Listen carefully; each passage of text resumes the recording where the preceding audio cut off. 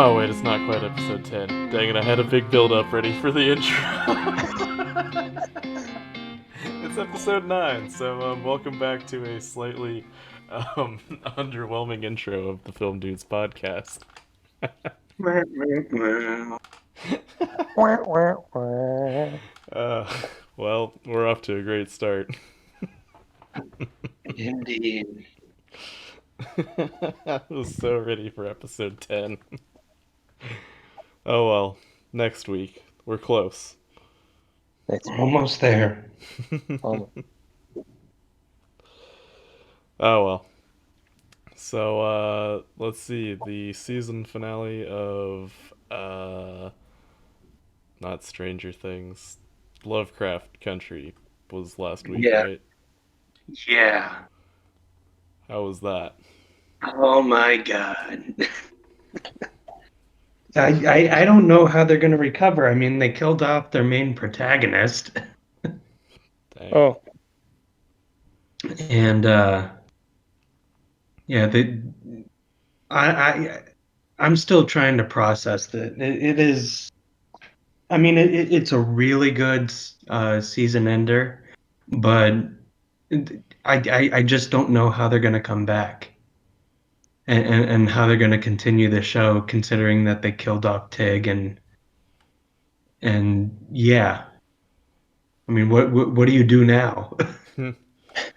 So I'm really excited for it to come back and see how they continue on with this story. So was Cthulhu in it? Who's Cthulhu? The Oh big yeah. Davy Jones squid face dude. Uh, no. Ah. It would make for a much more interesting show, I think, if they had Cthulhu. Maybe if they like get renewed. It's HBO, so they'll probably be renewed. Yeah.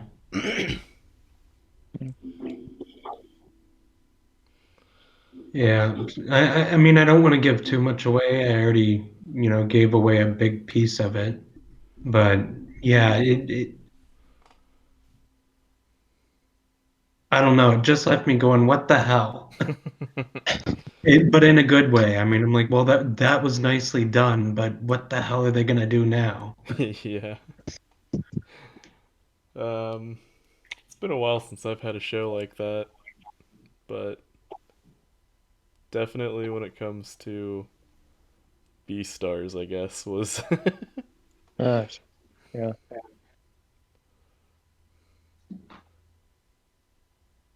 um, let's see, Joe, what have you been watching? Um,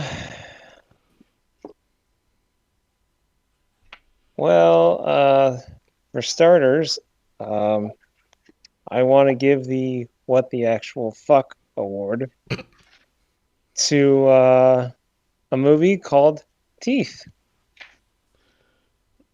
Oh, is it the teeth that everyone's probably vaguely aware of?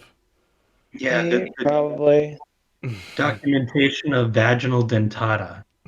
Yep, Yeah. that's it. Landon, do you have to watch that for your doctor's classes? No. No, I mean the vaginal dentata is a possibility, but it, yeah, there'd have to be some really genetic screwed up things to happen, and who knows? Uh, yeah, if that would even be brought into, like a full term pregnancy. Ugh. I mean, let's do some research on this and see if vaginal Hey, dentatas why ever not? actually exist. Don't forget to take a flamethrower to your computer afterwards. You telling him to take a flamethrower to his computer? Wow. Vagina dentata, also known as ovarian teratomas and the myth of vagina dentata.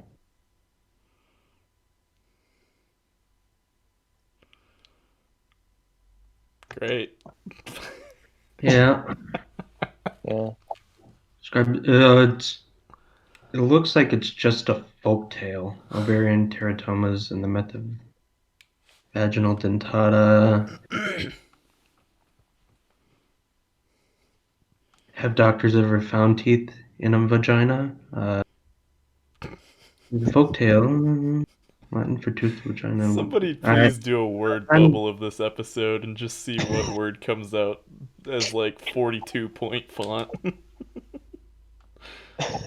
yeah, I'm not really seeing any actual cases of vaginal dentata, so Well, Well, if that's somebody probably a does good have thing. that out there, please contact us. Please don't, actually. I mean, I can think of like several factors in which that might actually possibly happen, but I don't know if it would screw up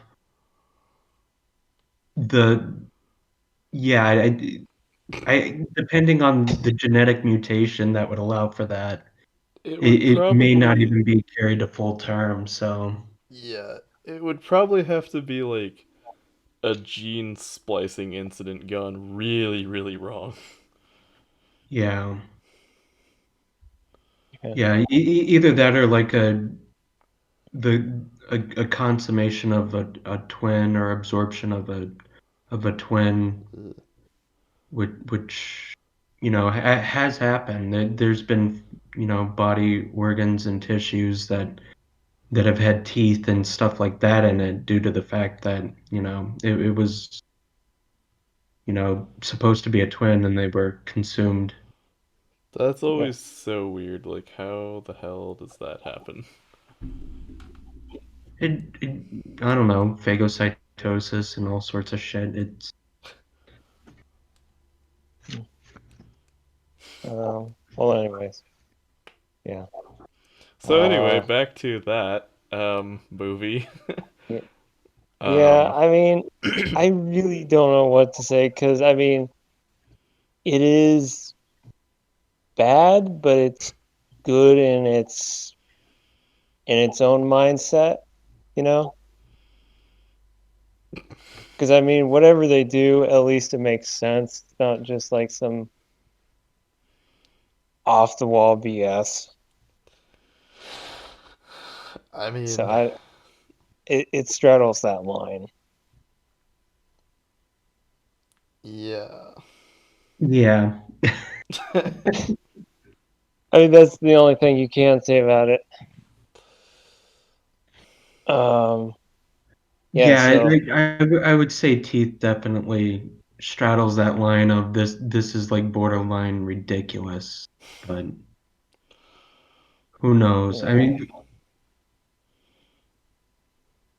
yeah, I mean, mean, I question more of her mental capacity as opposed to her vaginal capacity. so the doctor missing a couple fingers there. Yeah, Yeah. yeah, yeah, and then he's like, Hmm. "It's vaginal dentata! It's vaginal dentata!" And he's yeah, just that whole thing where his hands at and his hands caught in the cookie jar. Ugh. Yeah. Oh, who's that actor? He's in one of my all-time favorite movies, Assassination of a High School President. He's a fun actor. Let's see. Wasn't it Assassin. Jason Bateman or whatever? That's not even someone's name, is it? No, I Jason think it's someone's Bateman. name. Sounds familiar. Josh Yeah, that's what I'm thinking of. Jason Bateman. Thais. Oh. Oh, Yeah, Josh Pais. He's really funny in Assassination of a High School President. okay, yeah, that one sounds familiar. Um, but yeah, on the other end of the spectrum from teeth is what has been called a great movie, which is Vertigo, Oh yeah, uh, how's that? Alfred Hitchcock. Um, I kind of wanted to avoid like any familiarity with the movie before I went in, other than the fact like it's he has vertigo. Um, and I was happily surprised, and I kept looking at like there's something just weird about the look of the movie. So I went to the special features, and I think they said that they filmed it using like a fog lens. Gives a really weird look, almost like a dreamlike look or like a painting or something. It's really weird. But the movie itself is really good and probably the closest James Stewart ever played to a creeper, which is saying something. It's like Jimmy Stewart is like everybody's sweet old grandpa or something, but here it's like, wow, this is like bordering on creepy. Um, What's that one song? Um, Mr. Right by John Lennon and some other guy. It's like the monolith of um, Phoebe or Phobos, something like that. That song is really messed up. you said it's John Lennon, right? Yes. Well, there's your answer right there. Yeah, I suppose that's true. It's very true. But oh my god, I remember someone told me about that song. Ugh. Well, and the thing about Vertigo is that I was watching it, and so I know some things about Hitchcock. Um, and the movie is very, uh, I don't know if I want to use the term autobiographical, but it's definitely really close to what you always hear about Hitchcock when it came to how he treated his actresses. Oh, that's nice. Like he had uh, a certain female image in mind, and that carries over from movie to movie. And uh, he always said they had to look and do this and that a certain way when they acted. So yeah. Well, at least he wasn't caught behind a plant pot. Oh jeez. I suppose that's the only plus to Hitchcock. Yeah. I mean, when actresses talk about their relationship with him, they're like it. They always say it was a very complicated relationship. Because on the one hand, he was very controlling, but on the other, they said he was such a great guy. So, anyway, back to the movie. Yeah, I definitely recommend it. Um, it's, I think it's, I'm starting to get in this thing where I'm watching more Hitchcock movies because I didn't really care to watch any Hitchcock after watching, or not necessarily watching, but everybody, it seems like they only know what, two Hitchcock movies, maybe Psycho and The Birds. And it's Sometimes like, Rear Window comes up every now and oh yeah. then. I think that's I swear it's part of every contract for every TV show that they have to do a episode like It's a Wonderful Life or an episode like Rear Window. And it pisses me off. And so it's nice to watch like more than just the three movies that everybody talks about. Yeah. Actually, because there are some movies you don't hear people talk about a lot when it comes to Hitchcock that are actually, in my opinion, far better than The Birds for damn sure. What was that other film that's I swear it's also called like The Birds. That's like really bad CGI. Isn't that Birdemic? Oh yeah. Oh god. Yeah. I don't know. What about you, Stuart? What have you been up to? Um I watched Frozen 2 yesterday. Oh, I take it that that was supposed to be the call of the yeah, spirit. yeah. After my kids watched Frozen 2, I heard that straight for like a month. They'd Ugh. just be outside. Even Discord just doesn't want you to sing it. It just cuts out. Good. Thank you, Discord. um yeah, I mean in terms of like story it could, you know, I don't know. It's definitely a kids movie, but I still appreciate like probably the countless hours that went into all the CGI and stuff because it's just like, damn, those are some good looking clouds. Yeah, I think that it was very nicely done as far as the cinematography, but yeah, I thought the storyline was a little hokey. Well, it is a Disney film, so Uh, in terms of sequels, how did it do?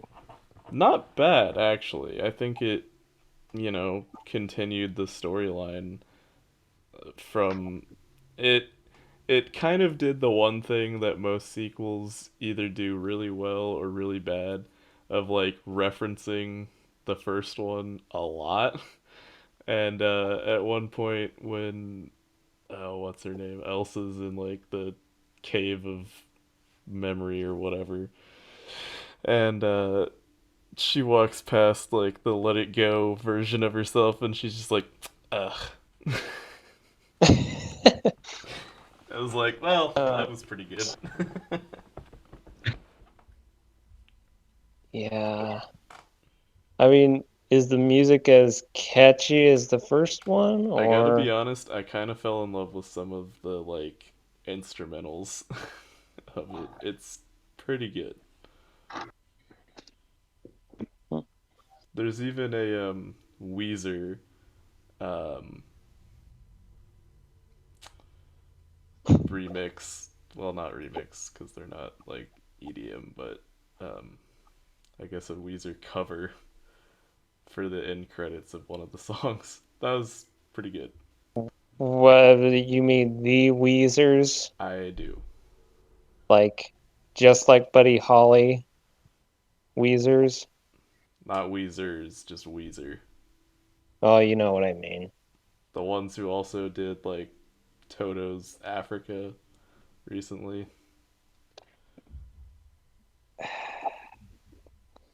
Okay, now I have to go out and rent this.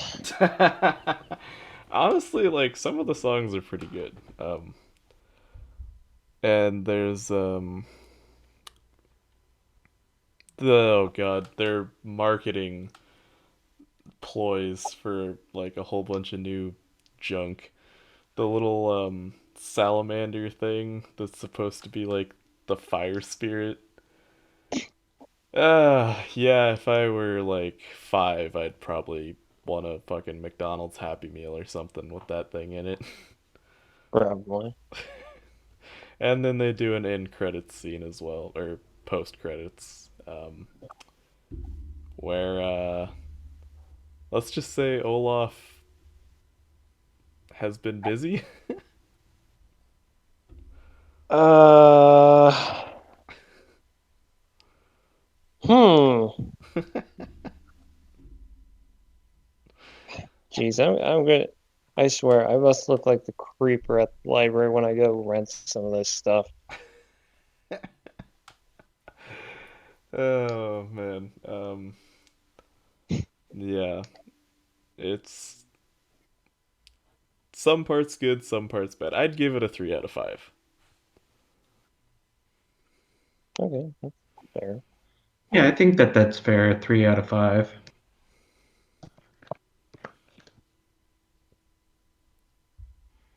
Anything else? Um Still need to watch The Mule that I checked out from the library.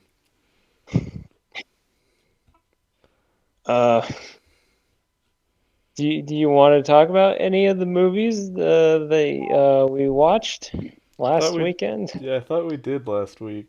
We talked about Oh wait, no, we recorded that on Saturday, so oh, yeah. So like almost immediately after last week's episode, we went and sat down and watched Spike Lee's She's Gotta Have It.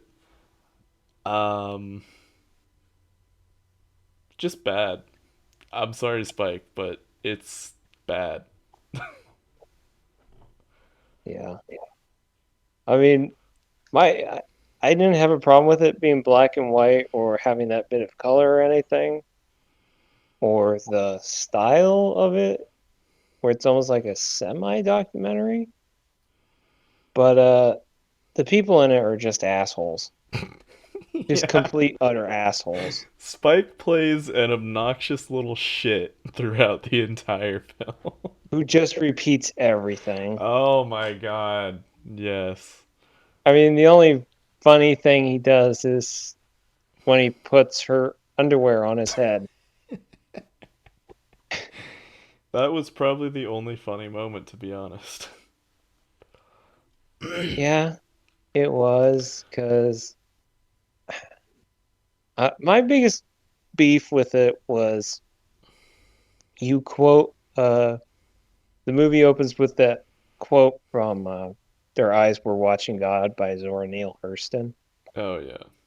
which is, I don't think I'm spoiling anything too much. She has three different um, marriages or relationships, and so that's mirrored in the movie. But the difference is in the novel, I'm not saying there's any sort of like adaptation thing going on. I'm just saying, just because he drug the book into it. In the novel, it's she leaves her first husband because he's an asshole. She leaves her second husband because he seems to be good, but he's an asshole. Or he might have died, I don't remember. That's a But pretty big contrast. I'm trying to remember. Give me a bit of credit. Um, and then the third husband, who she really loves, ends up dying. And it's not like, she's just hopping from bed to bed, which in the movie she does. Well, no, she doesn't. She's in her own bed. Well, I mean, figuratively, asshole. But in the movie, it's just like she ends on like, well, I just want to do what I want. And, you know, I'll have sex with whoever I want. And it's like she just treats everybody like trash, really. I feel like what was his name? Was it Nick? The No, wait, Nick was the like pimp or whatever. You had Spike Lee's obnoxious character. Then you had like the pimp guy. And then you Oh, had just like you mean the model guy? no, I'm talking about like the regular just like dude who she meets in the park or whatever. Like that guy was Oh, him. kind of Uh, the nicest one. I mean the nicest one out of them all, which turns out Spike kind of he regrets that whole thing, that one particular scene. Oh, yeah. he's like, I don't know why I put it in there. And I'm kind of like, yeah. Yeah, Spike, I don't know why it was in there either. I guess it was kind of like a redemption moment, but it was also like really wedged in there, you could say. Wait, are you talking about what the moment where? Oh, no, not that scene where he goes and where they meet in the park and she's like, I love you and so forth. No, I'm talking about the end scene. No, I'm talking about the oh, I don't think I'm gonna spoil anything. Forget it. Um, the rape scene. Yeah, that's what I'm thinking of.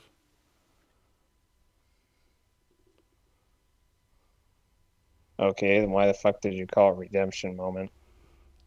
Because, like, they had something, and then she treats him like utter garbage, and so then, like, he didn't really want to come in and do that, but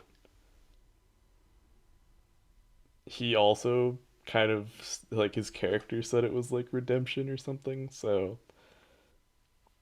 I guess I don't remember that. Point is, the movie's full of assholes. I really lost any sort of sympathy for any of them. It's honestly pretty unwatchable. Um, it's pretty tedious, to be frank about it. I don't even know how to describe it. It's like, uh, it's just bad. I mean, for a number of reasons that are too numerous to count. I mean, we'll probably get a lot of hateful comments just saying this movie sucks. So, Yeah, and just 2 weeks ago I met Spike Lee, so it's like, well, yeah, I can see why he hired Wilmot to do yeah, his oh, screenwriting. oh, oh, oh, wow, um, yeah. that's got that. Ooh. I'm not gonna go that far um, because I mean, he after a little after this, I don't know how far after this he did do the right thing, which you know that's true. I is guess this was so much considered better. his like first major breakout film. She's Gotta Have It, and so that's what got him like the attention for Do the Right Thing or something like that. I don't know. So I guess I need to watch Do the Right Thing, but man, Do the his right thing is really fucking good. his own character in She's Gotta Have It, Spike's character, is just really like punchable. I mean, any of those characters were punchable. I mean, the only ones that the psychiatrist, she made sense. I No, guess she that had the one line that's like, "Oh, it's basically you just being dumb or something." Like I can't even. I've just like suppressed the film. It's ugh. yeah. If There's anything, at I least like. always one film in anybody's filmography you can skip over. Yeah, I guess if anything, I like the main guy who she met in the park. Like he seemed to be the overall like voice of reason, and he got pissed off at appropriate times, I think.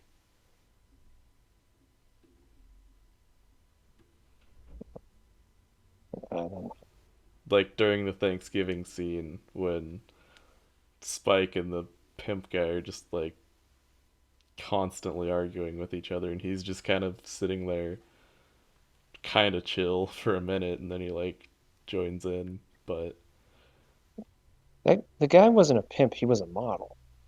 well, he acted like a pimp. Well, politicians act like pimps. Oh boy. Oh, Anyway, just a segue since you mentioned politicians. My not my fault. hashtag fake news mail-in ballot came the other day, and while I'm not able to say who I voted for, the Libertarian Party was on there, and so I was like, dang, I haven't seen any ads for them. So I looked up, what's her name? Joe Joe Jorgensen. Jurgensen, something like that.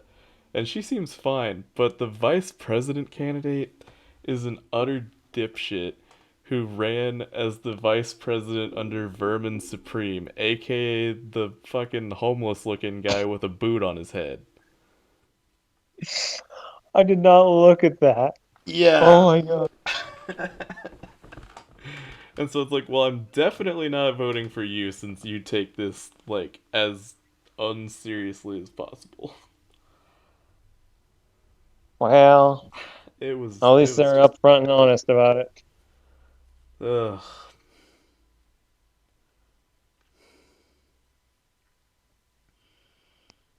Is oh, is Landon still breathing? Yeah, I'm still here. Okay. Yeah. Yeah, I really haven't watched anything new this week. I've been doing a lot of studying. I got my second round of tests coming up this coming week, so I've just been working on that, Right. trying to survive day to day. Aren't we all? I mean, that means you actually have a life, so. Yeah, so I have watched a few episodes of House, which of course I own like the complete collection, but it was on Amazon, and I'm like, oh, I'm just gonna watch a couple of those. So yeah, that's the only thing I've really been watching. How many seasons of House are there? Is it anything close to the Big Bang Theory and like NCIS? No, there's only 8 episodes of House. Oh, 8 seasons. Yeah, Is that what you said? Yeah. yeah, eight Yeah. seasons. What? oh Big yeah, Bang eight was seasons. That's a lot different 12. than 8 episodes. Yeah, I meant 8 seasons. I just- How my brain is kind of like putty. Yeah, Well, I mean, Words no worky for me. you have the too bad best have words. you. You have the biggest words. Yes, the most diarrhea of words. You know words. Grammar are hard. My ears are working fine, but my mouth is jello. Uh, yeah. Oh, wow. It's weird how Yeah. like the weather tends to do that to people when it's just Oh like yeah. miserable and gray outside. Yeah. I mean, holy shit. Um, I got a Snapchat from my older brother yesterday, and he said, "I thought it was just the weather. It was just a sad, melancholy day because the weather. There's a reason. Jerry Jeff Walker died. Who's that? The one of the most um, grossly forgotten, but I would say one of the best country artists who, uh, from a young age, my parents would always play his masterpiece, which is "Pissing in the Wind." Okay. Yeah, I mean a lot of great country music, but definitely "Pissing in the Wind." My aunt played that, and my cousin's like, "This person has no business singing. This is a terrible song." And it's like, I happen to enjoy this song. My aunt's like, "Yeah, this is one of those end of the night songs. Everybody's toasted, and Last call. yeah, I mean, it's pretty much what Sweet Caroline sounds like at the end of the night. Ba-da-da. But definitely more upfront, you know. Yeah. But yeah, anyways, the weather sucks, and if it snows, that's gonna suck even more. Yeah, there's Yeah, like an we're 80% expecting chance that snow. it's gonna snow in Lawrence tomorrow. Ugh, Well, it's supposed to start tonight. Yay. Yeah. Dang, he great. was covered by Neil Diamond, Bob Dylan, and even Sammy Davis Jr. Which one? The Mr. Bojangles. Oh yeah. Oh yeah. I love Sammy doing it. I love Sammy. I'll have to check that out then. That's something, that nobody ever talks about anymore. Celebrate diversity. Let's talk about Sammy Davis Jr., a one-eyed black Jew.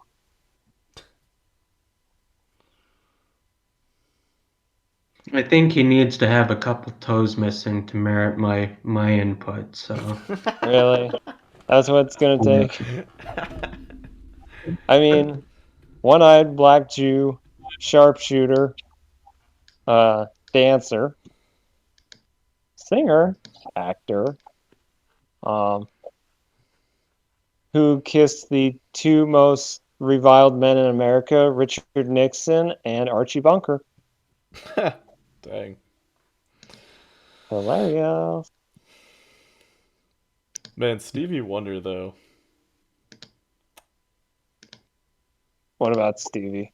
I mean, if we're just talking about like random people, I guess, but just like his ability to play the piano blind never ceases to amaze me. Yeah. I mean, I can't argue with that, yeah. If anybody's blind and can play the piano or any instrument, I totally have my sight and I can only play one instrument. So there you go. Oh, so I recently was watching Jack Whitehall Travels with My Father. Well, I say recently, it was like at least 3 weeks ago. But there's an episode in season 2 or 3 where they go to oh god, what country is it? Some like really small country that's like East Europe. Um, anyway, just look up the Sunstroke Project, and that's where the sexy sax guy is from. Uh, Sexy sax guy. Yeah, the one where it's like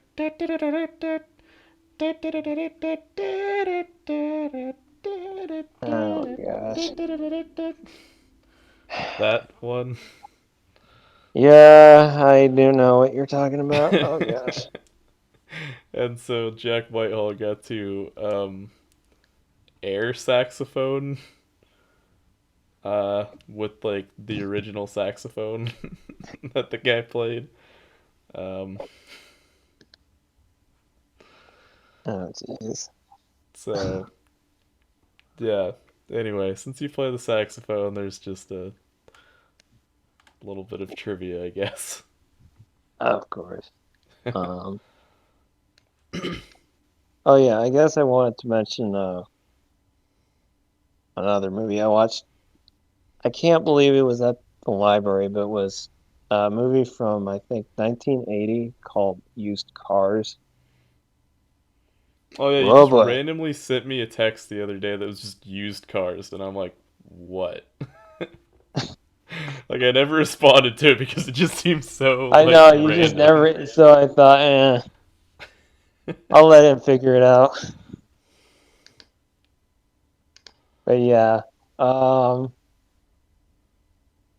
I have to agree with Leonard Maltin on this when it's like never understood why it never took off, why nobody really talks about it anymore. I mean, maybe I can see why, because some people might have problems with uh,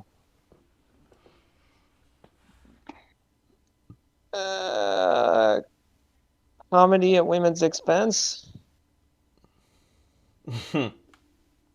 But I mean, I will have to say that the important female character, she could have definitely been developed better Oh my in god, terms of so character, not physically. it's got Robert Zemeckis as the director. Kurt Yep, Russell is the main character. Is this the right film? yep. It is surprising. It's like Robert Zemeckis. It's like think of all the other films he's done, and then watch Uh, this one, and you're like, oh my gosh. yeah, I'm sort of looking at just random. Okay, I'm definitely gonna need to look this up. Wow, it actually just barely made money. Yeah, which I I don't know. I mean, the film definitely makes fun of used car dealerships where it feels, or maybe I shouldn't say used car dealers, but like the stereotype people carry around of like, you know, they're trying to sell anything to you no matter how bad it is. Yeah. And it kind of runs with that and also, corruption and political corruption. And I had to laugh because the judge is played by Al Lewis. And if anybody watched The Munsters, they would know who that is. So, Used Cars is the only Zemeckis film to be rated R by the MPAA until Flight, which that's mildly impressive, I guess. That I mean, I wouldn't expect it to have anything less than an R. dang. I mean, it has lots of swearing, it has nudity, a So lot of basically, humor, but everything that she's gotta have it had except better. yeah, I actually liked the characters in Used Cars a lot better, even when they were assholes. So, because at least they're honest about it. They're like, at least I'm a terrible human being. Why is it that Kurt Russell seems to always get like typecast as just the asshole character?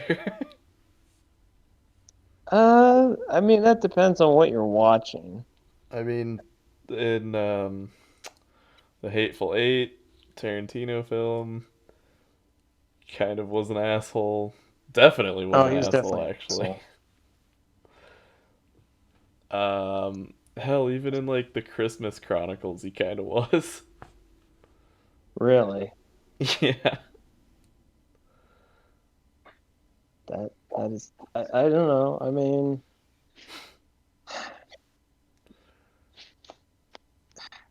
I mean, maybe in all of his, I don't know. I'd have to go back through all of his movies, but yeah, he definitely has that assholery down pat. It's got to be the beard. Not even before he had the beard. Oh wait, wasn't Beard Kurt comes. Russell famously like the last thing Walt Disney said before he died, or was that someone else? What? What? Isn't there like a famous bit of trivia where like Walt Disney said somebody's name as he died, and it was just like Kurt Russell or something. I would have guessed Adolf Hitler. Yeah. Uh Or Hillary Clinton. yeah, his dying words were Kurt Russell. Walt Disney's dying words. That's That all he that said was just Kurt Russell. Yeah, Well, maybe he that was is referring to Fox and the Hound. I have no idea, but Anyway, I guess that's why like Kurt Russell has such an extensive career for something because no one really interpreted it, and so he's just given like any job, I guess. I have no idea. So Kurt Russell owes his career to Walt Disney and John Carpenter. I guess so. Well, Kurt Russell was a childhood actor. Yeah. Yeah. I mean, he was the voice in Fox and the Hound, and what else has Kurt Russell done? Wait, he was?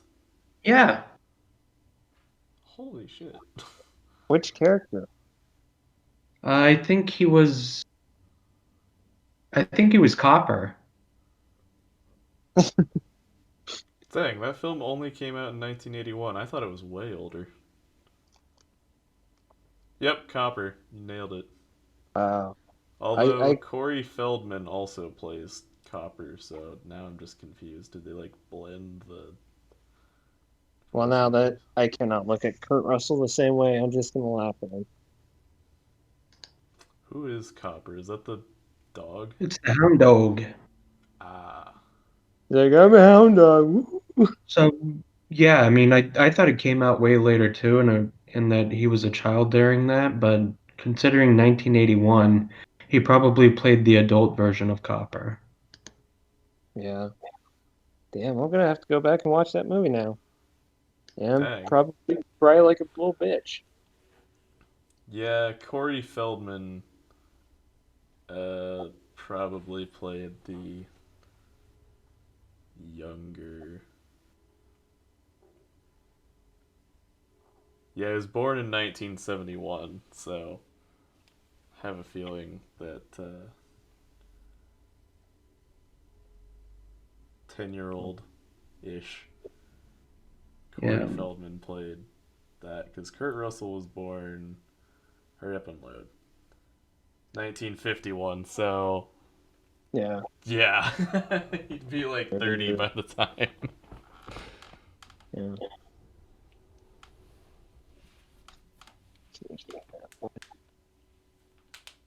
So yeah. Well, that's just an interesting bit of trivia then. Yeah. yeah. So I mean, the research says that he started. Well, uh, it happened at the World's Fair. What happened at the World's Fair? It's the name of the movie. I Oh. don't. yeah. Yeah, he made his film debut in the Elvis Presley film. It happened at the World's Fair in 1963. Ah. Huh. Man, that's insane. 1963, because I'm taking a film noir class, and like, some people will say that film noir, well, like the original classic noir, ended with essentially Touch of Evil. Oh That yeah. was like 53, I think. And so Kurt Russell was born like the tail end of the film noir era. Hmm. That's Oh. just so weird to think about. I mean, what is your take on that? The whole uh film noir being time constricted. What did you think of that? I don't know. I think it's interesting to have like a study on noir because most of the readings I've done for it are like, oh, film noir can't be classified by any like specific thing, and then they like go into great detail on like, oh, well, every film noir movie looks like this and blah blah blah, and it's just like, so you're classifying it. Okay, great. Yeah. um, but I think film noir is still around today because there's. Well, actually, I watched a Laurel and Hardy collection uh, a couple days ago as well, and there's a short called "The Stolen Jewels." Jewels being spelled Jools, LS for some reason. And that came out in 38, which some historians might classify as like pre noir, but it definitely had like noir elements to it. So I was just like, huh, interesting. Yeah. I mean, there really wasn't. Uh, they didn't start calling it film noir till the French came up with it. I mean, Yeah, and a lot of historians kind of say that like while it was around before the end of World War II, it was mostly just the fact that the general consensus was that everyone was kind of super depressed with comedy and stuff like that. So film noir definitely reached a peak around 1945 ish. I mean, I, I, I don't know. I guess I just have to ask because there are people who's like, well, 1945 or 1940. Let me try that again. Wow, take two. Um, let's say, film noir is time constricted and yeah, like you said, ended probably with Touch of Evil. Um, Everything after that is either neo noir or whatever, but it's not film noir. Yeah, it's like neo noir, postmodern. Everything's postmodern these days, which is kind of annoying, but Fuck whatever. postmodern. Yeah, seriously. So actually, according to Wikipedia, it gives like 1920s to late 1950s is like the classic film noir era, but it's all very opinionated according to a lot of readings. So, Oh but it's definitely yeah. a good genre to dive into because there's a lot of interesting history to it. Yeah. Honestly, film noir is yeah, definitely love it. Um, so did you watch Touch of Evil? Oh, I Or watched that a long time ago before this class. I can't remember. It was alright. Um, Definitely more of a Citizen Kane fan, I guess. And weirdly enough, Really? some people classify Citizen Kane as noir because of like the whole, oh, he dies, and so therefore, I guess it's kind of like a detective on the case. But Yeah. and like a I lot of mean, noir is classified by essentially having a detective and a lot of flashbacks, and so by that like chasm But you of can't forget the element of water either. There's always water in noir. that's true. hmm, Whether it be Most raining or the meeting at the docks or yeah, that's there's true. some yeah. element of water in a film noir. And there's not really a happy ending in a film noir.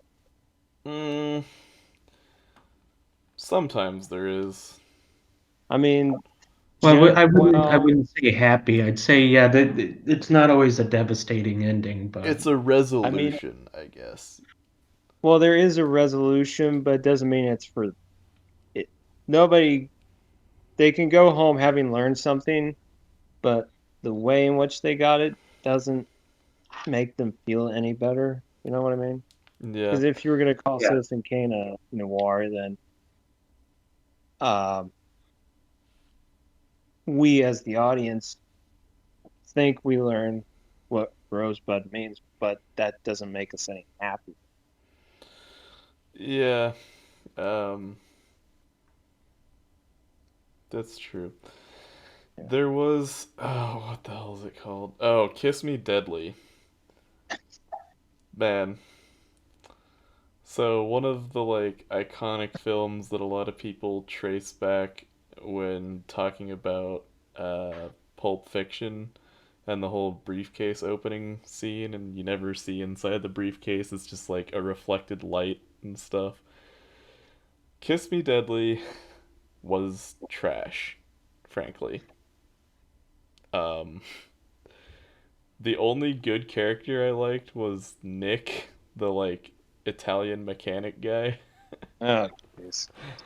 and then he just gets Freak. killed. And for a detective that's supposed to be Mike Hammer, he's a shit detective. Because after Nick dies, he comes in, he's just like, "Oh, have you seen Nick?" And the guy's like, "Oh, he's dead." And he's just like, oh, "Okay, bye." It's like, Uh, you maybe want to get some evidence and some clues and, I don't know, do your fucking job. I'm gonna kind of have to disagree with you on this because, um, yeah, I mean, partly because if you know any, well, you saw that when we took that Tarantino class, you remember, and Wilson showed um, a Essentially, the short end scene when the character intro to nicknamed Kiss Me Lily. Deadly by Alex Cox. And Yeah. basically, the whole point was the screenwriter, whose name I cannot pronounce, it's Greek, um, hated the Mike Hammer novel, or the Mickey Spillane novel about Mike Hammer, Kiss Me Deadly, and basically made Hammer into everything he despised, which is basically a sadistic, Self probably absorbed. misogynistic Yeah. guy who likes beating people up, Um, well, it's which is funny. not what the character is in the books.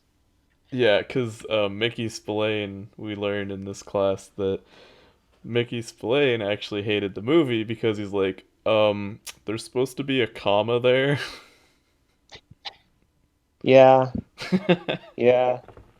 Well, he hated a lot of things about it. He's like, they just, one of the things he absolutely hated was how they basically trashed the secretary character and how basically Mike Hammer pimps her out in order to for his divorce cases. Yeah. He absolutely hated that. But as the foremost authority on the Mike Hammer novels points out, there are only two great Mike Hammer movies, which is Kiss Me Deadly, which is nothing like the book, and what's the other one? I, the Jury, which was made in the 80s, which is close to the book, but it's definitely ramped up to the 80s. I've heard that that one's really good, but yeah. I've really tried to find it because I read the book and I really did like the book surprisingly. Maybe Well, because I like anyway, that. Yeah. in one of our essay assignments, it was like, oh, compare Sam Spade to Mike Hammer, and it's like, well, technically, the major argument that I had was the fact that Sam Spade was only essentially hired to track down the Maltese Falcon, and when he gets what he thinks is the real one, he's kind of done his job. Whereas Mike Hammer was actually hired by Lily to protect her, and depending on which ending you've seen, either the one where the house explodes, implying that everyone dies, or the original ending where Mike Hammer gets away with his secretary, I think. Yeah, Um, Velma. Either way, he fails because Lily dies. And the original ending is even more selfish. I mean, either way though, um, Sam Spade and Mike Hammer fail. Yeah, but Sam Spade fails gracefully, I suppose. Well, how are you supposed to fail gracefully when there's a fucking giant, I don't know, bomb or whatever you want to call that damn thing in the suitcase? I don't know. I just Ugh. But yeah, I see what you mean about the graceful losing. Yeah, that's John Huston for you. Yeah, just I don't know.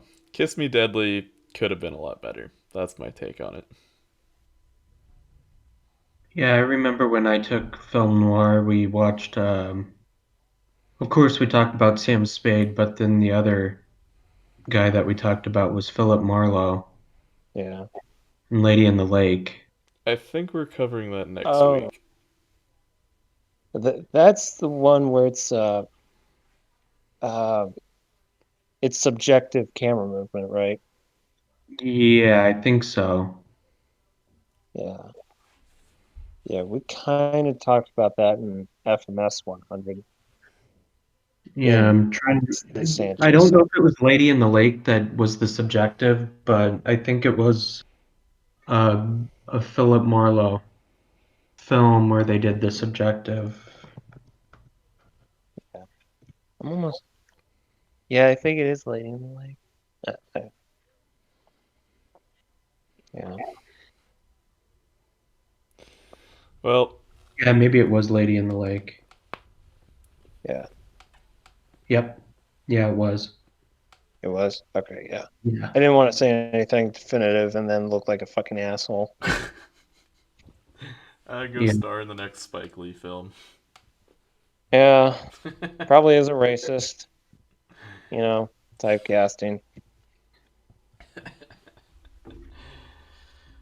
All I'm right. kind of Well, curious. I'm gonna go have lunch now. I think. Yeah, I need to. Okay.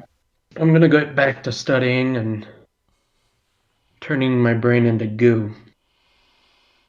Yeah. Ew. By the time the next episode rolls around, it'll just be the Blob. Yeah, we'll That's our see what. Halloween special right there. Oh yeah, that's right. Yeah, luckily next week is daylight savings. I'm hoping that they Uh, they allow us to have it because is it? I heard that they were thinking about doing away with daylight savings this year just because there's like been enough stress that Yeah. changing the time on people might make things a little bit more stressful. But I don't know if anything definitive has happened. I guess we'll find out next week what's going to happen. It can't be next week. That's too early. November 1st. Oh fuck. I mean, they really think this damn thing with changing the fucking time, that's gonna be less stressful? Who knows? Ugh. Yeah. Why don't they just give out free donuts to everybody? I could go for a free donut. I know, right? That sounds great. I Little used to brain have food. free donuts. Well, you suck because you don't have them anymore. Yeah. Where's my donuts? All right.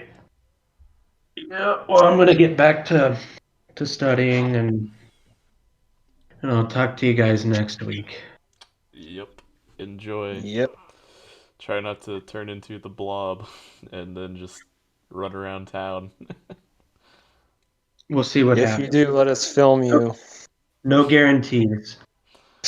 Fun fact, I guess the Blob, like the original goo that they created, still exists in a bucket somewhere. Hmm. And now it's being used as a lubricant. Probably. KY blob. Oh god. Alright, well, we'll see you all next week on episode 10 when it's official. All right. Peace out. Bye. Au revoir.